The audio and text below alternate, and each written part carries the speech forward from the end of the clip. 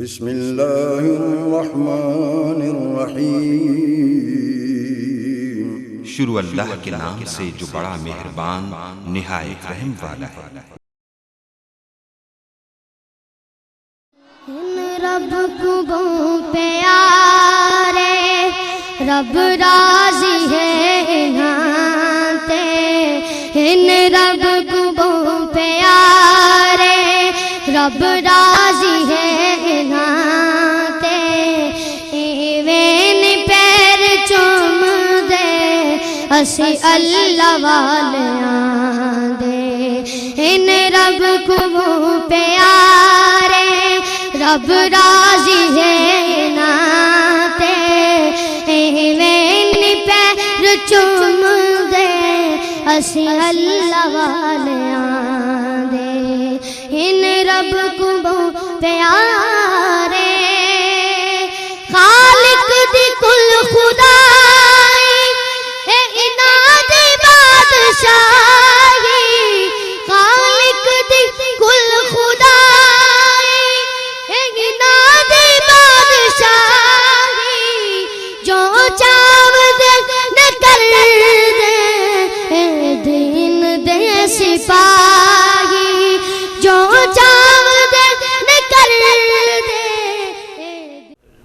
الصلاة والسلام على سيد الأنبياء والمرسلين صلاة دائمة مقبولة تودي بها عنا حق العظيم وعلى آله وصحبه وأزواجه وأهل بيته وأولياء أمته أجمعين الحمد لله حمدا كثيرا طيبا مباركا فيه مباركا عليه كما يحب ربنا ويرضى۔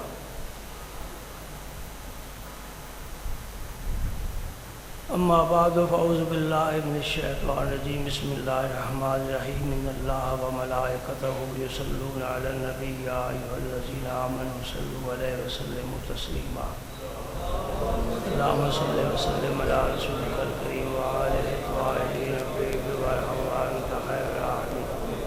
اللہم صل وسلم علی رسولک الکریم وآلہ الطاہرین الطیبین وارحم وانت خیر الراحمین۔ اللہم صل وسلم علی رسولک الکریم وآلہ الطاہرین الطیبین۔ اعوذ باللہ من الشیطان الرجیم بسم اللہ الرحمن الرحیم الم تر الی الذی حاج ابراہیم فی ربہ ان آتاہ اللہ الملک اذ قال ابراہیم ربی الذی یحیی و یمیت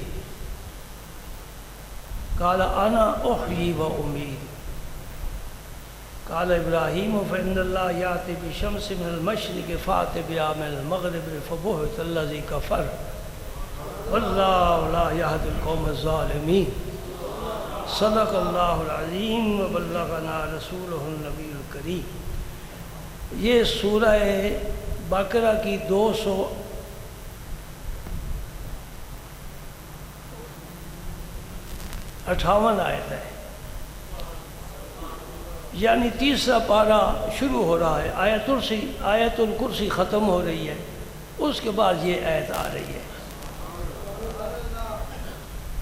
میں یہ اس لیے حوالہ پیش کرتا ہوں کہ آپ گھر جا کر قرآن پاک کھول کر ضرور اس مقام کا مطالعہ کیا کریں، یہ قسم کا درس ہے۔ کالجوں میں یونیورسٹی میں لیکچر ہوتے ہیں، یہ درس ہے، اور درس قرآن ہے، کبھی درس حدیث ہے۔ مومن کی دونوں آنکھیں روشن ہیں، قرآن پڑھے تب روح تازہ، نبی کا فرمان پڑھے تب روح تازہ۔ قرآن بھی اللہ کی طرف سے آیا اور حدیث بھی اللہ کی طرف سے آئی۔ قرآن کو وحی مطلوب کہتے ہیں، حدیث کو وحی غیر مطلوب کہتے ہیں۔ یہ بھی وحی ہے، وہ بھی وحی ہے، اس لیے کہ نبی اپنی مرضی سے کبھی بات کرتا ہی نہیں۔ وَمَا يَنْطِقُ عَنِ الْهَوَىٰ إِنْ هُوَ إِلَّا وَحْيٌ يُوحَىٰ۔ نبی اپنی مرضی سے نہیں بولتا، اللہ ہی بلاتا ہے، اللہ ہی بولتا ہے۔ مجھے کہتے ہیں لیکچر کی صورت میں بیان کرنا. اب میں کیا کروں؟ میں نے سن 65 میں خطابت شروع کی تھی، آپ سال کا اندازہ لگا لیں. تو سن 65 سے ایک انداز جو رب نے خود ہی عطا فرمایا وہی چل رہا ہے. اب میں اپنی مرضی سے اس میں کوئی تبدیلی نہیں کر سکتا، وہی چلے گا جب تک رب کو منظور ہوگا. میں پنجابی کا ایک لفظ استعمال کر رہا ہوں، اے میسی تقریر کرنے دی من نہیں عادت. میسی تقریر ہو یا میسی تبلیغ ہو نہیں، ہم اہل حق ہیں.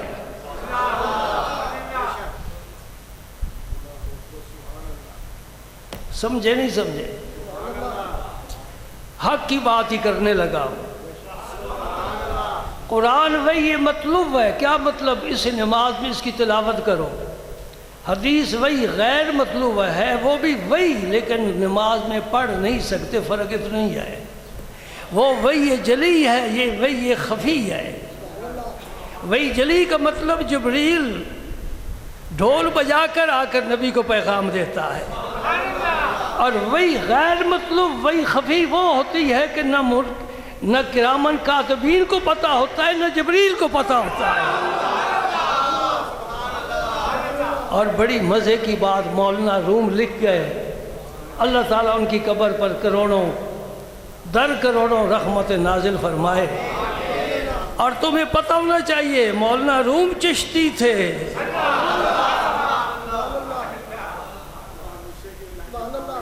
سب کا اپنا ذائقہ ہے، ہر گلیرا رنگ بوئے دیگر رنگ، لیکن چشتیوں کا کچھ اپنا ہی رنگ ہوتا ہے.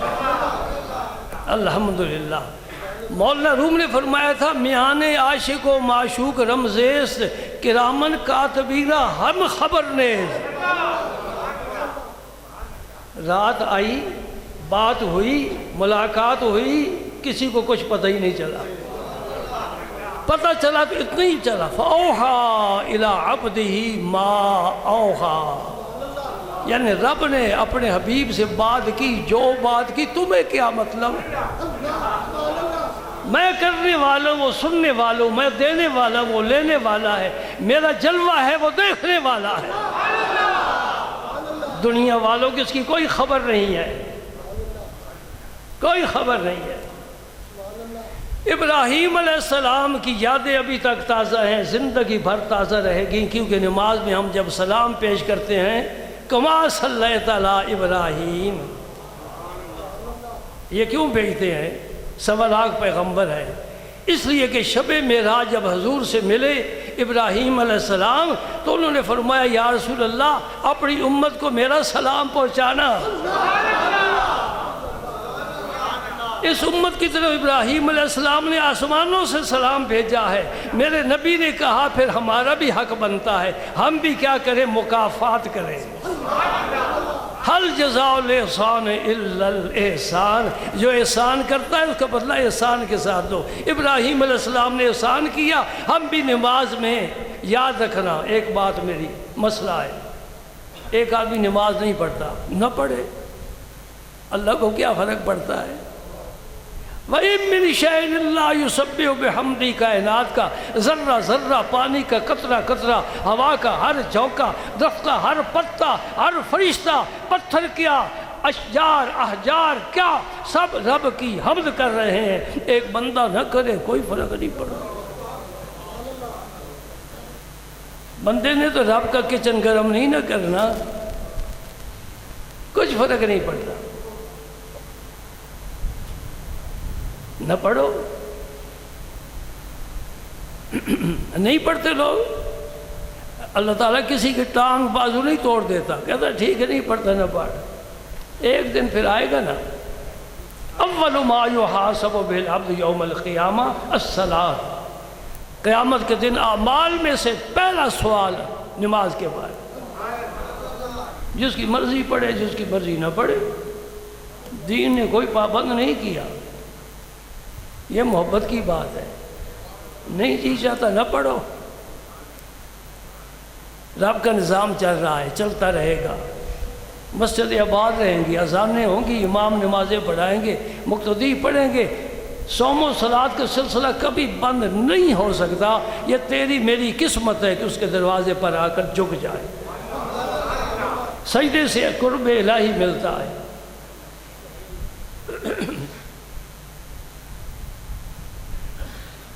تو جس نے نماز نہیں پڑھی وہ یہ نہ سمجھے کہ میں نے صرف حقوق اللہ میں کوتاہی کی ہے، اللہ کا حق ضائع کیا ہے، اللہ غفور الرحیم ہے، بخش دے گا۔ نہیں، اس میں حقوق العباد کا بھی تعلق ہے۔ مسئلہ سمجھا دوں آپ کو۔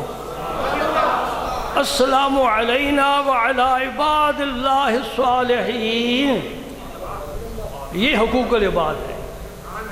تشہد میں آپ پڑھتے ہیں تو نماز میں تشہد میں اللہ کے صالحین بندوں پر سلام بھیجنا واجب ہے، جو نہیں بھیجے گا سب نیک بندوں کا وہ مجرم ہے، سمجھے؟ اس لیے نماز چھوڑنے سے دو نقصان ہوئے تیرے، ایک اللہ کا حق ضائع کیا، ایک تو نے بندوں کا حق ضائع، اور بندے بھی کون سے؟ صالحین، من النبیین والصدیقین والشہداء والصالحین وحسن اولئک رفیقا۔ چوتھا طبقہ اس امت کا، تیسرا طبقہ اس امت کا نبیوں کے بعد صالحین ہے۔ صالحین کا حق ضائع کیا، قیامت کو پھر جواب دینا ہوگا۔ بندوں کا حق رب نہیں معاف فرمائے گا، اپنا معاف فرما دے، مرضی والا ہے۔ آئیے، یہ کیا ذکر ہو رہا ہے ابراہیم علیہ السلام کا؟ اور ان کے زمانے میں جو بادشاہ تھا اس کا نام تھا نمرود، روئے زمین پر اس کی حکومت تھی، زمین اس کنارے سے لے کر اس کنارے تک، واحد مالک ہے روئے زمین کا۔ اتنی بڑی سلطنت ہو تو پھر تکبر تو آ ہی جاتا ہے، چار پیسے آ جائے تو آدمی۔ میں تکبر کی بات آپ کو سناتا ہوں، پرانی نہیں ہے، 2 ہفتے کی بات ہے۔ یہاں 2 نمازی مغرب کی نماز پڑھنے کے لیے بیٹھے تھے، میں مسجد میں آ رہا تھا، ابھی تک اذان نہیں ہوئی، تو مؤذن نے انہیں تھوڑا ہاتھ کا اشارہ لگا کر، میں دیکھ رہا ہوں اس طرح ہاتھ کا اشارہ لگا کر کہا تھوڑا ادھر ہو جاؤ۔ وہ مکبر کی جگہ پر بیٹھے تھے جہاں اس نے اذان کے بعد کھڑے ہو کر تکبیر کہی ہے، یہ جگہ متعین ہے۔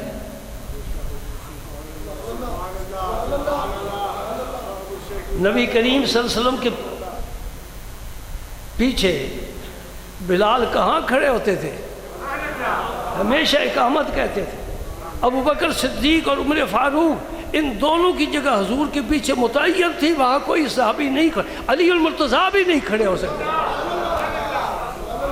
ان کی جگہ متعین تھی، اور ان کے ساتھ حضرت بلال کھڑے ہوتے تھے۔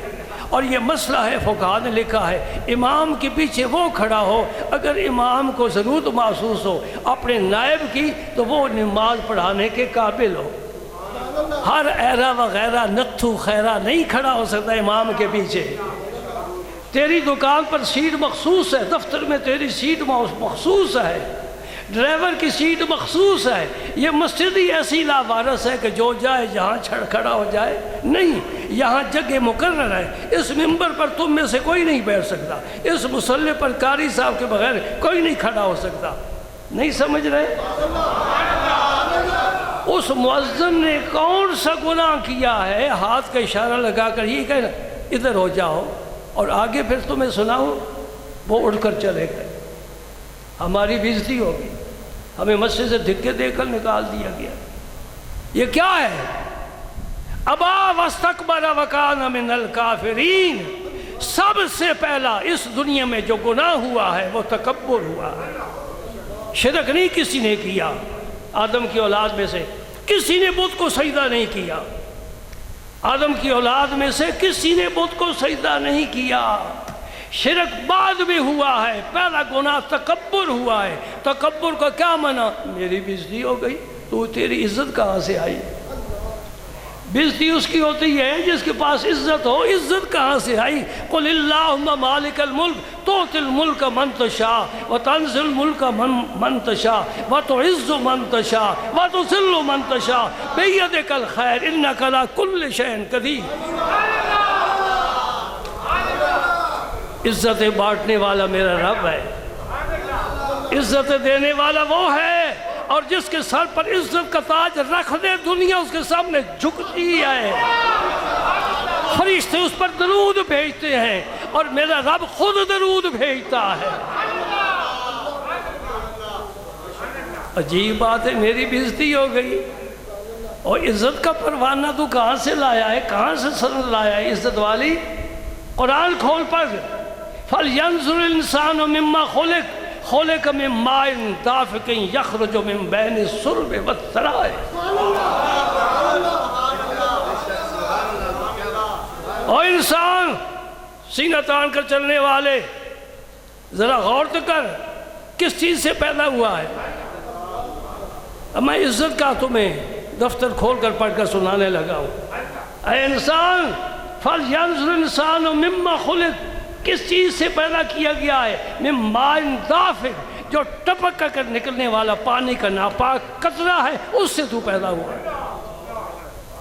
اور پانی کا ناپاک قطرہ آج سر اٹھا کر چلتا ہے، سینہ تان کر چلتا ہے، بڑا بنتا ہے، اور جب لیٹرین میں جاتا ہے اپنی گندگی اپنے ہاتھ سے صاف کر رہا ہوتا ہے. اسے کیا حق مانگتے تکبر کرے؟ متکبر میرے رب کی صفت ہے. هو اللہ الخالق البار، کیا فرمایا؟ هو اللہ الذی لا الہ الا هو عالم الغیب والشہادہ، هو الرحمن الرحیم، هو اللہ الذی لا الہ الا هو الملک القدوس السلام المؤمن المہیمن العزیز الجبار المتکبر.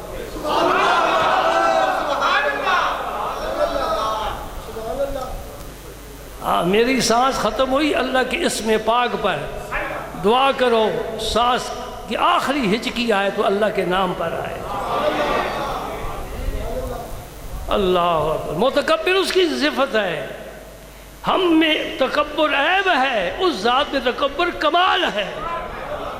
اس لیے کہ اس میں سب کچھ اپنا ہے، کسی کا دیا ہوا نہیں، نہ کسی گھر سے مانگ کر لایا ہے. سب کچھ اپنا ہے، اپنی صفات ہے، اپنی شان ہے، اپنا کمال ہے. کہتا ہے میری اس صفت میں جو ہاتھ ڈالے گا میں اس کے ساتھ نبڑ لوں گا.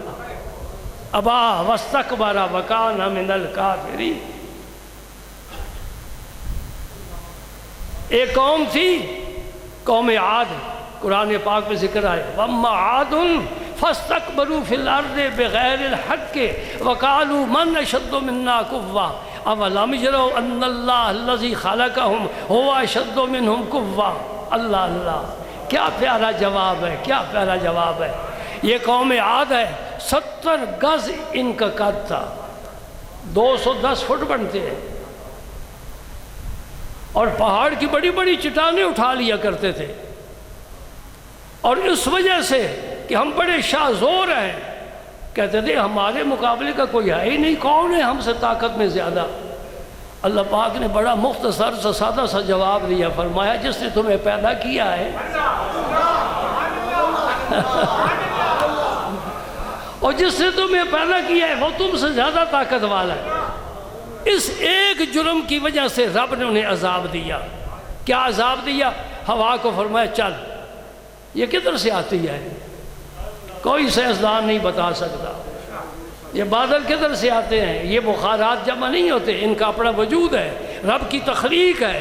بادل بھی، ہوا بھی، بارش بھی، زلزلے بھی سب رب کے امر سے ہوتے ہیں. ہوا چلتی ہے، سبحان اللہ. باد صبا کے جھونکے کیسے ہیں، لطف آتا ہے کہ نہیں آتا؟ صبح کا وقت ہو اور شہر سے آپ باہر ہوں کسی باغ میں اور ہوا کے چونکے چلیں، خوشبو لے کر تیرے ساتھ مس کر کے خوشبو آگے چلی جائے، پھر ہوا کو اور تیز چل. اس کی سپیڈ کا کوئی اندازہ کوئی سائنسدان لگا ہی نہیں سکتا. ہوا کی کتنی رفتار ہے. اللہ تعالیٰ نے فرمایا اور تیز چل. ہوا تیز چلتی، اور تیز چل، اور تیز چل. وہ جو اتنے 70 گز کے جوان تھے نا، سر کے بل گرتے تھے، سر کے بل. قرآن پاک نے اس کا ایک ذکر فرمایا، تھوڑا سا اشارہ کیا ہے. کَأَنَّهُمْ أَعْجَازُ نَخْلٍ خَاوِيَةٍ. نخل کھجور کے درخت کو کہتے ہیں، خاوی اندر سے کھوکھلی ہو. کھجور بڑی لمبی ہوتی ہے، جب ہوا چلتی ہے تو یہ نیچے گرتی ہے سر کے بل، اللہ پاک فرماتا ہے اس طرح اس قوم کا ایک جوان سر کے بر گرتا تھا اور میں نے ان کا نام و نشان صفحہ ہستی سے مٹا کر رکھ دیا اور مجھے کچھ پرواہ نہیں۔ یہ تکبر خدا کو پسند نہیں، اور پھر خدا کے گھر میں آ کر تکبر کرنا عاجزی کا مقام ہے۔ جب ہم اپنی پیشانی اور ناک زمین پر رکھنے کے لیے آئے ہیں، پھر تکبر کس بات کا؟ یہ ذکر میں پھر کروں گا۔ ہم خدا کی قسم کسی کو چھیڑتے نہیں، جو چھیڑے پھر اسے چھوڑتے بھی نہیں۔ آخر پتا ہے نا اندر ہے، اور پتا جسم کا نہیں، دین کا پتا ہے۔ اور اس مقام پر بیٹھ کر نظام الدین اولیاء، نظامی مسجد، یہ آستانہ نظام الدین اولیاء کا ہو، جس نے ہمیں تواضع کا، عاجزی کا، خاکساری کا، انکساری کا سبق دیا ہے۔ لوگوں کو تو نہیں پتا، کبھی مطالعہ ہی نہیں کیا، یہ کچھ اور دنیا کی سیر کرتے ہیں۔ ہم غلام ہیں، ہم نیاز مند ہیں، ہماری آنکھوں میں شرم و حیا ہے، سرمہ محبت کا ہے۔ ہم ان کی غلامی میں ان کی زیارت کرتے ہیں، ان کا مطالعہ کرتے ہیں، ان کو دیکھتے ہیں، ان کو پڑھتے ہیں، ان کو سمجھتے ہیں، نہیں ان کو سارے کے سارے کو اپنے اندر سما جاتے ہیں۔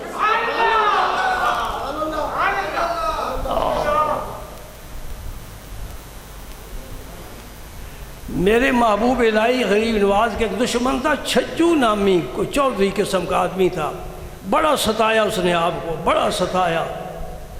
آپ خاموش ہو جاتے تھے، جو بات سنتے تھے چپ ہو جاتے تھے۔ دہلی کا رہنے والا، جتھے والا، چھجو نامی، نام سے پتہ چل جاتا ہے وہ کیسی شخصیت ہے، جس بیچارے کو ماں باپ نے کوئی اچھا نام ہی نہیں دیا، چھجو۔ وہ مر گیا، آپ اس کی قبر پر تشریف لے گئے۔ کون؟ سید المحبوبین حضور خواجہ سید محمد نظام الدین اولیاء۔ یہ نظامیوں کے لیے سبق ہے۔ حضور محبوب الہی اس کے مزار پر تشریف لے گئے، ہاتھ اٹھا دیے، کیا دعا مانگی؟ مولا کریم اس نے مجھے بڑا ستایا ہے، میں اسے معاف کرتا ہوں، تو بھی معاف کر۔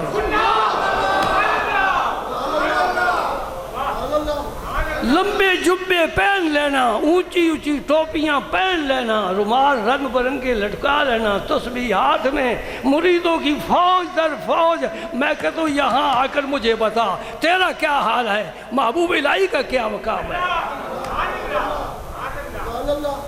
اللہ اللہ اللہ اللہ، سبحان اللہ۔ ایک دفعہ مریدین نے عرض کیا، حضور شہر میں جو علماء ہیں وہ برسر ممبر آپ کی غیبت کرتے ہیں۔ معلوم ہوتا ہے یہ مولویوں کا پرانا طریقہ ہے، کوئی بات نہیں ہے، لگے رہے، ہم نے اپنا کام کرنا ہے۔ ہاں جی، میں نے نہیں کبھی کسی کی سنی، جو چاہے کہتا ہے، وہ خود ذمہ دار ہے۔ ما یلفظ من قول الا لدیہ رقیب عتید، زبان سے جو لفظ نکلے گا رب کریم فرماتے ہیں ہمارے نگران محفوظ کرنے کے لیے تیار بیٹھے ہیں، تیری ایک ایک بات لکھ لیں گے، جواب تو نے دینا ہے۔ ہم کہیں گے تو ہم مجرم، ہم سنیں گے تو معاف کر دیں گے، معاف کر دیں گے، پہلے ہی معاف کر دیتے ہیں۔ حضور ہم نے علماء کی زبان سے سنا ہے آپ کے متعلق اچھا خیال، آپ نے نا بڑی بے تکلیفی سے فرمایا وہ علماء ہے، میں نے ان کو معاف کیا، تم بھی معاف کر۔ اصل بات میں نے قرآن پاک کو اس لیے رکھ دیا ہے، اور بات سنانے لگا ہوں۔ خواجہ ابراہیم ادم بلخی، اللہ والے کیسے ہیں، ان کا اخلاق کیسا ہے، تجھے تو ہوا ہی نہیں لگی، پتہ ہی نہیں تجھے۔ خواجہ ابراہیم ادم بلخی سے دوستوں نے پوچھا، ایک دن جمع تھے، پوچھا حضرت کوئی اپنی زندگی کا دلچسپ واقعہ سناؤ۔ فرمانا سناتا ہوں، واقعات تو بے شمار ہیں، یہ بلخ بخارا کے بادشاہ تھے، حکومت چھوڑ کر اللہ کے راستے پر گدا بن کر نکل کھڑے ہوئے۔ رب نے پھر رب کی رحمت نے انہوں ہاتھوں ہاتھ لیا، اپنا بنا لیا۔ امان اللہ فی الارض لقب ملا خواجہ ابراہیم ادم بلخی کو۔ امان اللہ فی الارض، زمین میں اللہ کی امان، خواجہ ابراہیم ادم بلخی، سبحان اللہ۔ مولا کائنات علی المرتضیٰ اور خواجہ ابراہیم ادم بلخی کے درمیان صرف 3 واسطے ہیں، خواجہ حسن بصری کا، عبد الواحد بن زید کا، فضیل بن ایاز کا۔ فضیل بن ایاز آپ کے پیر و مرشد ہے۔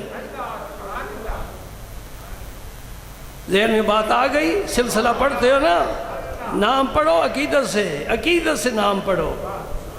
فرشتے پڑھتے ہیں جس کو وہ نام ہے تیرا، اقبال نے محبوب پاک کے اسم مبارک کے متعلق کہا ہے، فرشتے پڑھتے ہیں جس کو وہ نام ہے تیرا۔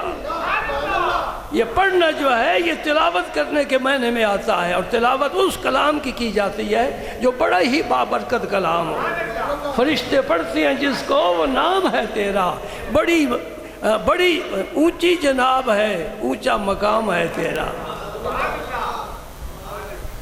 میں اس لیے بھی اقبال سے پیار کرتا ہوں، وہ چشتیوں کا بھی، قادریوں کا بھی، سب کا غلام ہے۔ آپ نے فرمایا میں ایک دفعہ نا کشتی پر سفر کر رہا تھا، کپڑے پھٹے پرانے، بال پرا گندا، بکھرے ہوئے بال، گرد آلود۔ درویشوں کا سفر ایسے ہی ہوتا ہے۔ تو کشتی میں بہت سے لوگ تھے، انہوں نے میرے ساتھ مذاق کرنا شروع کر دیا۔ میں خاموش بیٹھا، وہ ایک اٹھا، اس نے میرے بال کھینچے۔ اب عزت نفس کدھر ہے؟ جب تک عزت نفس کو لا الہ کے خنجر سے ذبح نہیں کرے گا اس وقت تک پاک نہیں ہوگا، کیونکہ جانور ذبح کرنے سے، خون نکلنے سے پاک ہوتا ہے۔ عزت نفس یہ سالک کے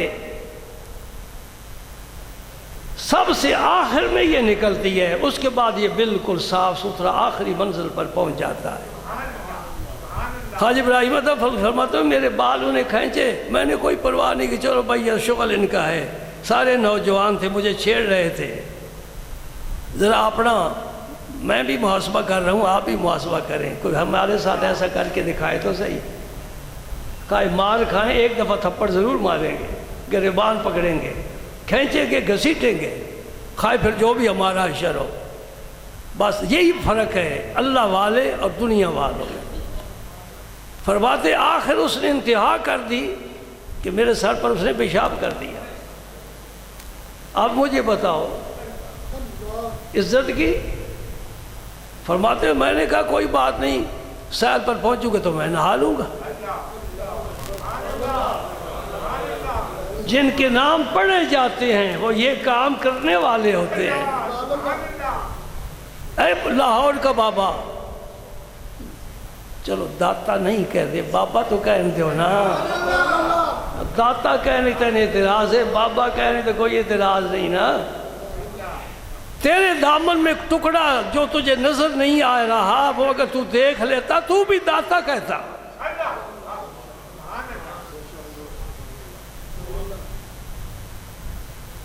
اللہ اکبر۔ آپ کو ایک اپنے منزل سلوک میں رکاوٹ پیش آئی، آپ نکل کھڑے ہوئے سیاحت کرتے کرتے ایک مقام پر پہنچے،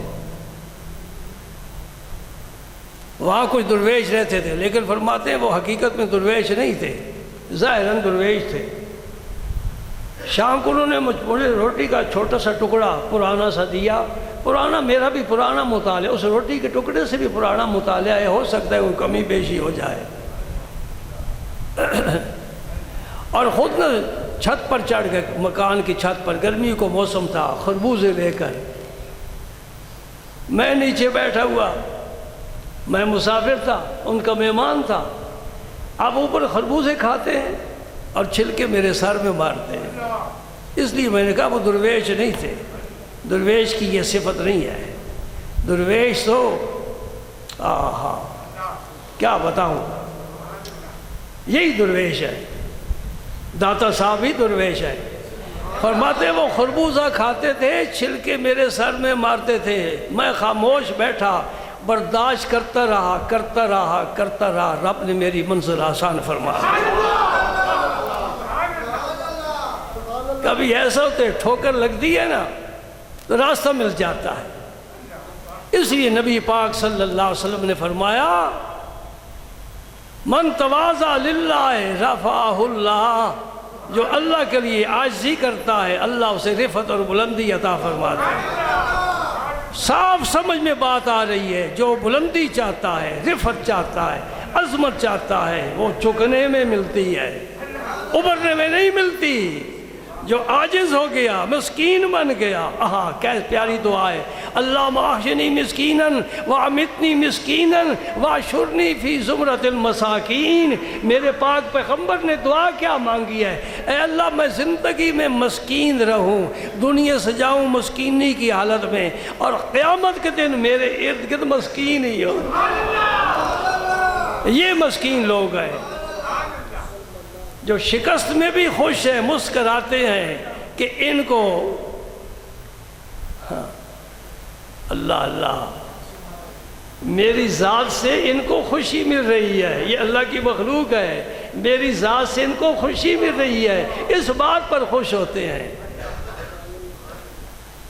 اللہ بھائی 1:30 ہو گیا، کافی نہیں ہو گیا؟